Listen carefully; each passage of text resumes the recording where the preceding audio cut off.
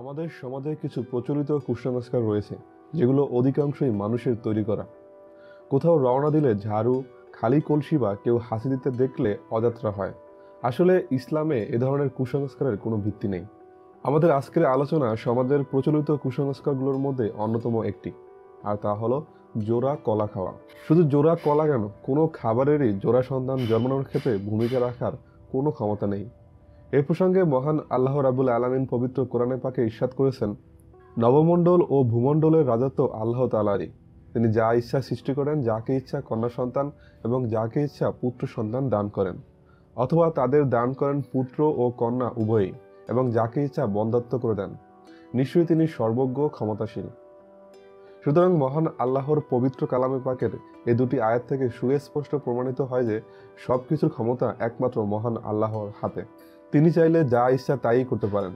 আরেকটি তথ্য আপনাদের ভুল ভাঙার সুবিধার্থে বলতে হচ্ছে, বর্তমানে অনেক দেশেই দেখা যায় দুইয়ের অধিক সন্তান জন্ম নিচ্ছে। যেমন কিছুদিন আগে আমাদের দেশের খুলনায় এবং রংপুর জেলায় 5টি করে সন্তান জন্ম হয়েছে।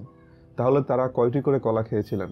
আসলে এই ধরনের কথাগুলোর ইসলামে কোনো প্রকার ভিত্তি নেই। তাই এমন সব আলোচনা থেকে নিজে দূরে থাকুন এবং অপরকেও সচেতন করুন।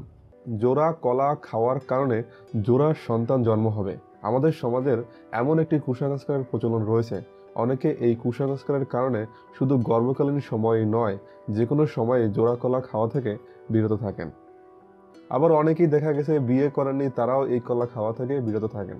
তারা মনে করেন জোড়া কলা খাওয়ার কারণে বিয়ের পর তাদের ঘরে জোড়া সন্তান জন্ম নেবে। অথচ ইসলাম এমন কোনো ধারণাকে কখনোই সমর্থন করে না। প্রাচীনকালে এমন কিছু প্রথা আমাদের সমাজে প্রচলিত ছিল, ঠিক আজও সেই প্রাচীনকালের অকেজ ধারণাগুলোকে আঁকড়ে ধরে আছেন কিছু মানুষ। বিশেষ করে দেখা যায় পরিবারের প্রবীণ লোকদের কাছে এসব কুসংস্কারের কথা শোনা যায় এবং তাদের কাছে এই প্রথার মূল্য বেশি। তাহলে আসুন এবার জেনে নেই যমজ শিশু হওয়ার পিছনে বা যমজ সন্তান হওয়ার পিছনে বৈজ্ঞানিক ব্যাখ্যা। যমজ বাচ্চা হওয়ার পেছনে বৈজ্ঞানিক ব্যাখ্যা হলো, নারীর একই ঋতুচক্রে একই সঙ্গে দুটি ডিম্বাণু নির্গত হয়। যদি এই দুটি ডিম্বাণু আলাদা আলাদা দুটি শুক্রাণু দ্বারা নিষিক্ত হয়, তাহলে যমজ সন্তানের জন্ম হতে পারে। এই নিষেকের ফলে যে শিশুদের জন্ম হয় তাদের মনোজাইগেটিক টুইন বলা হয়। এদের গায়ের রং, চোখের মনির রং, রক্তের বৈশিষ্ট্য এক হতে পারে, আলাদাও হতে পারে। এছাড়া অপর একটি প্রক্রিয়ায় যমজ সন্তান গর্ভে আসতে পারে। সেক্ষেত্রে ডিম্বাশয় থেকে একটি মাত্র ডিম্বাণু নির্গত হয়ে শুক্রাণু দ্বারা নিষিক্ত হয়, কিন্তু পরে কোষ সংখ্যা বৃদ্ধির জটিল ক্রিয়ায় তার বিভাজন ঘটে এবং যমজ ভ্রূণে পরিণত হয়।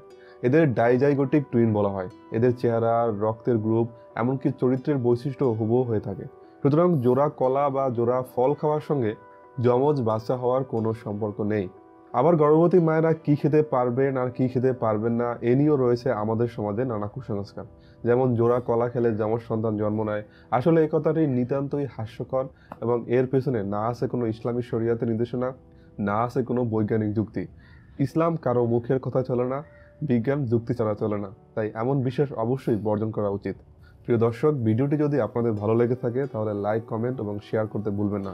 ভিডিওটি সম্পর্কে আপনাদের মূল্যবান মতামত আমাদেরকে নিচে কমেন্টের মাধ্যমে জানান। পরবর্তী এরকম ভিডিও পেতে আমাদের চ্যানেলটি সাবস্ক্রাইব করে সাথেই থাকুন। ধন্যবাদ।